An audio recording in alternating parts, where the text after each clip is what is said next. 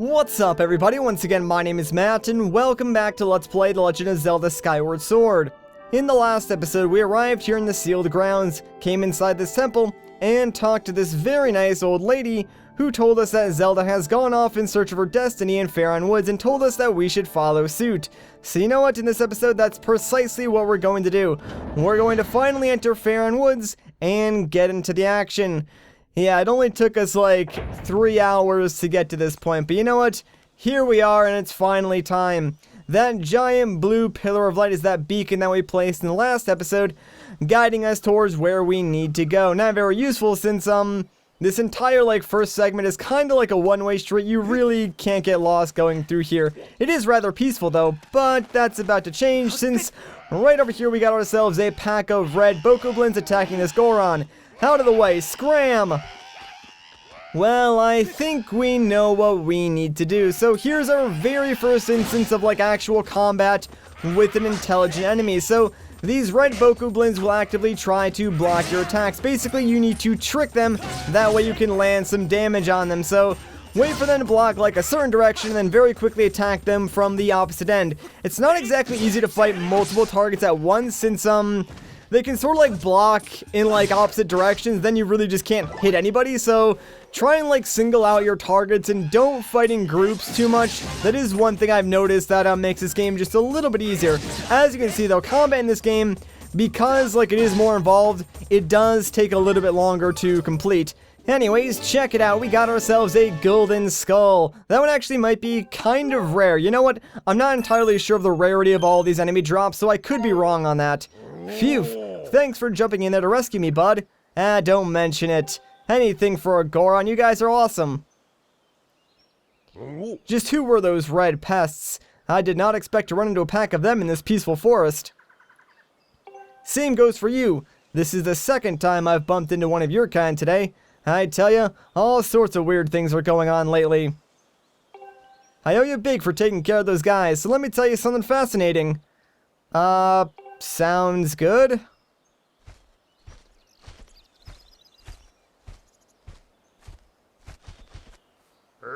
Hey, bud. I'm Gorko the Goron. I'm researching the ancient history of these woods here. According to the ancient texts, there is some kind of place up above called the Isle of the Goddess, far up in the sky. Apparently, these old statues serve as landmarks to those traveling up to the sky, or down from this Isle of the Goddess place. If you find one, be sure to examine it to keep tabs on the number of landmarks. They are rumored to be quite useful.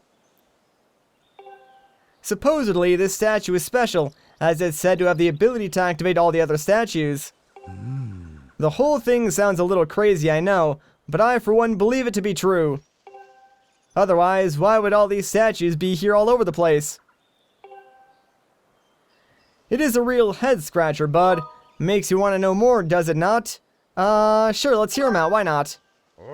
Sounds like I have a fellow connoisseur of ancient cultures here. Alright, bud, you had better brace yourself because I'm about to blow your mind. So get this, people actually live on this sky island, and they get around by flying on the backs of huge birds that are way bigger than birds down here. Up there, everyone reveres the goddess, and the residents of all these islands in the sky live in a perfect society, totally free of conflict or unhappiness. Not only that, but from what I can tell, their civilization is way, way more advanced than ours down here. But it does not even stop there, bud. This Isle of the Goddess has even more stuff to marvel at. The place was crafted by the goddess herself, so it figures that it's filled with wonders we do not have here. The buildings are all made of gold. An endless spring of mystical water feeds a river through the place. One sip of that stuff, and you live forever. The trees are heavy with plump fruit that cures all diseases. The fields are crowded with pumpkins that never rot. Magic wildflowers bloom everywhere. And the weather. Oh, the weather, bud. Not too hot, not too cold. No chance of sweaty heat in this garden paradise. That is the Isle of the Goddess. Amazing, right? Wrong. It's beyond amazing. You want to hear more about it, don't you, bud? I think I'm alright now. That's so, bud. I was hoping to tell you more, but I guess it can wait. So yeah, it's kind of interesting how the surface people are kind of aware of Skyloft, albeit like in the form of legends. Whoa! What in the world just happened? Did you use some kind of magic? The statue reacted the moment you got near it, bud. How crazy is that? Yeah, so basically it just activated like all these save statues in this area. Before we move on though, very quickly, right over here, there are 2 bugs on this wall, and I did not mean to do that. I meant to roll into the wall. There we go. I always forget like how to actually roll in this game. But anyways, we got 2 woodland rhino beetles, not bad, 2 for 1 special, and I believe those are the first 2 bugs we have ever collected. So yes, we can do stuff with those back at the bazaar as well. Anyways, though, we're going to move on and finally make our way into, like, the main area of Faron Woods. But, yeah, I just wanted to talk to that Goron and learn a little bit about the myths of Skyloft that these surface people know about, because even though they are entirely inaccurate, it does sort of play into, like, the lore of Skyward Sword, and I figured it was worth, like, showing off. And don't worry, we'll have more opportunities to talk to, like, more Gorons later on as well. But for now, we kind of have more important things to do. Master, you have entered Faron Woods. Alright, we made it, guys. Check it out. Faron Woods looks awesome in this game. Like, I love how it's so colorful and so lush. Looks a lot different than Twilight Princess, that's for dang sure. The plentiful water in this region clearly sustains a large diversity of flora, including this massive tree. It is logical that the lush plant life and water resources have attracted animal species to the region. Alright, and check it out, a new section of our map is gonna get filled up. Now, here's the thing, there's only like 3 major areas in Skyward Sword, and that is kind of one of the complaints, because even though the world is pretty big, there's not a whole lot to it. Looking at the probabilities, it is extremely likely that Zelda is somewhere in the area. I recommend you continue to use your dowsing ability to search for her. Yeah, I got it. Alright, now the game is gonna bug me to douse, so there we go, we did it. Now we can move on without the annoying beeping. Anyways, though, I do want to say this. Skyward Sword includes motion controls into just about everything, even if it's not really required. Like, for instance, this vine segment. Obviously, you need to swing the Wiimote to swing the vine. I don't really like how they sort of did that, but I guess I'll just deal with it. Anyways, though, this tree is interesting because it's glowing in the center, so if we're very careful in the way we slash at it, we can sort of like keep it straight up while we cut through it, and normally, when you cut through the glowing segment, you're supposed to get like a rupee or something. Not really sure why we didn't get anything, but whatever. Try to practice doing that because it is important for a minigame much later on. And ooh, check it out. Looks like we have some more red bokoblins terrorizing whatever the heck that thing is. So, let's very quickly rid this area of enemies. That way we can, I guess, save that weird thing. Like, it's clearly not a plant because it has a speech bubble. So, I guess we'll talk to it.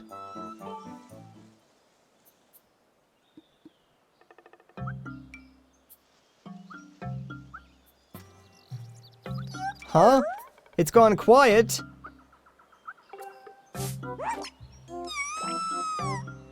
Kiku! Now there's a green one! I didn't even know they came in green! Don't hurt me, Kueep! Aw, don't run away, little guy! I'm not gonna hurt you! Master, I picked up a highly interesting spike in the dowsing readings from the creature you just encountered. Really? Yes, Master. Based on the creature's characteristics, I must conclude that it is a peaceful forest-dwelling animal known as a Kikwi. Kikwis are intelligent beings capable of speech. However, such a creature could obviously not be confused with Zelda. Yeah, thanks for that. It is unclear why such a creature would elicit a dowsing response attuned to Zelda. You should follow the creature and investigate this phenomena. Okay, sounds like a plan. By the way, like, feel free to experiment with all of Fi's dialogue options, because if you pick a more, like, sarcastic reply or a reply that Fi is not expecting, you may get some funnier dialogue, because obviously, Fi will always respond seriously since, like, she doesn't understand sarcasm, which can be kind of funny. Like, it won't change the overall story of the game, so, like, none of your decisions really impact the overall story, so feel free to pick whatever you want. But, if you want, like, a more comedic, dialogue here and there, pick, like, the strangest of all the options when talking to Fi, and you will get some funny moments. But yeah, back to tracking this Keiki. So he's gonna run away from us a couple of times. We just need to keep scaring him until eventually we catch up with him. Kinda cruel, but you know what? It needs to be done. If you are having trouble keeping up with this guy, I believe you can use your dowsing mechanic and it will point you in the direction of this particular Keiki. But as I said before, I don't really like dowsing all that much. I honestly just don't like the mechanic, so I'm probably going to avoid using it as much as I possibly can. But here he is, so finally, let's talk to him. It spotted me again! Kui! Alright, come on, dude, get up. Huh? You don't want to eat me, Kui? And come to think of it, why did you fight off all those red monsters? Kui Palip, I'm Machi. I'm a Keiki. You seem okay, even though you're scary. Thanks for helping me. That's weird, Kiku. A little while ago I ran into another funny animal like you, but that one was a girl. Zelda? What's a Zelda? I don't know who this girl was, Kukui, but she was in a bunch of trouble when I saw her. A pack of those mean red guys were after her, Kui, but she escaped with the Keiki Elder.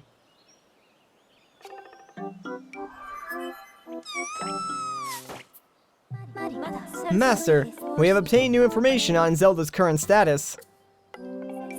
This information indicates that she was assailed by monsters but somehow evaded capture. However, I infer that she is still in significant danger. Yeah, that sounds about right.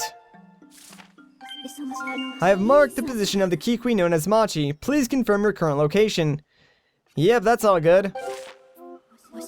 Furthermore, my analysis suggests that this Keiki most likely produces a false positive dowsing reaction due to previous direct contact with Zelda. Using this hypothesis, I theorize there is an 85% chance that the Keiki Elder will also generate a dowsing reaction for the same reason. Sounds about right. I propose you continue dowsing to search for Zelda. Alright, sounds good. You really spooked me, Kui. You keep some very strange company, friend.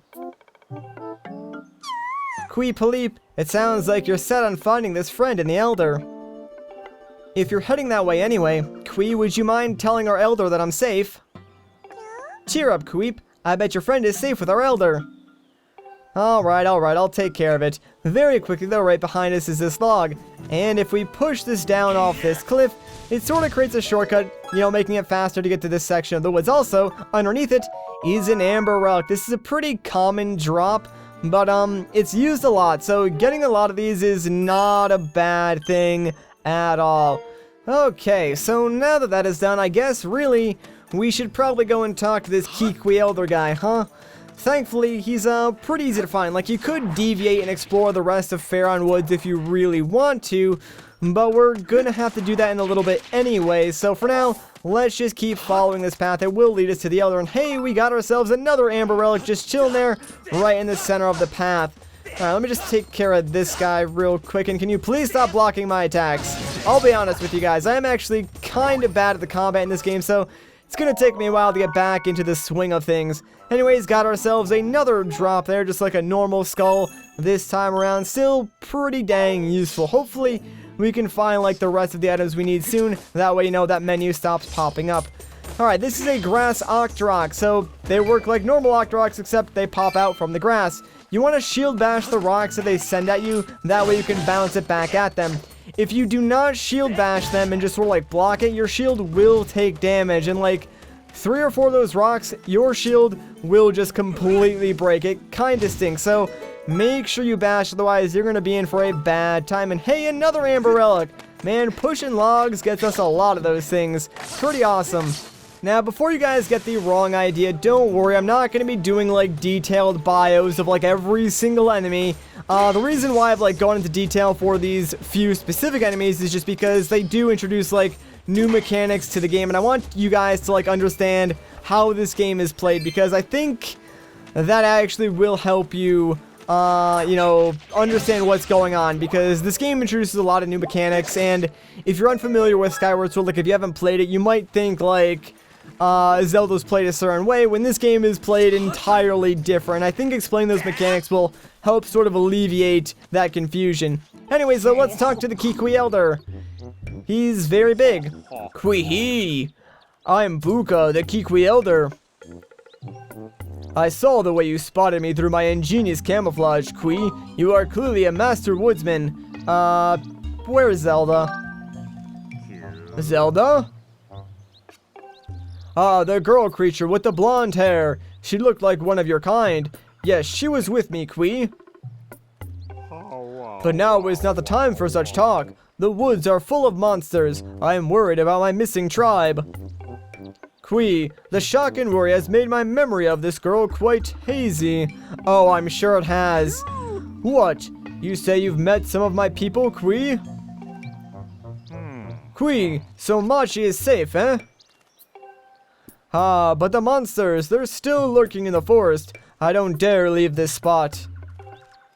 3 Kwee-Kwees are still unaccounted for. Could I ask you to search for them and make sure they are safe, Kwee?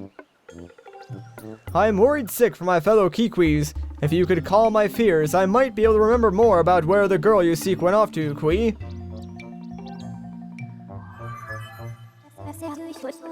Learning that Zelda is no longer with the Keiki Elder is an unfortunate setback, but he may still have useful information.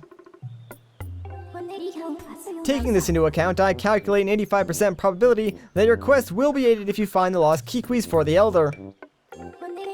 To expedite your search for these forest-dwelling creatures, I have added Keekwees as a dowsing option. So yeah, that just makes it easier to find them, like if you don't already know where they are. Do you need me to explain how to switch dowsing targets? No thanks, I'm a-okay. Additionally, I will mark any Keekwees you discover on your map and disable dowsing readings for them. That way, you will not revisit the same Keekwees. This concludes my explanation. When ready, please begin your search for the missing Keekwees. Alright, looks like we really have no other choice, and let me get rid of that annoying dowsing beeping thing. Now, before we go and search for these Keekwees, let's quickly roll into this. No!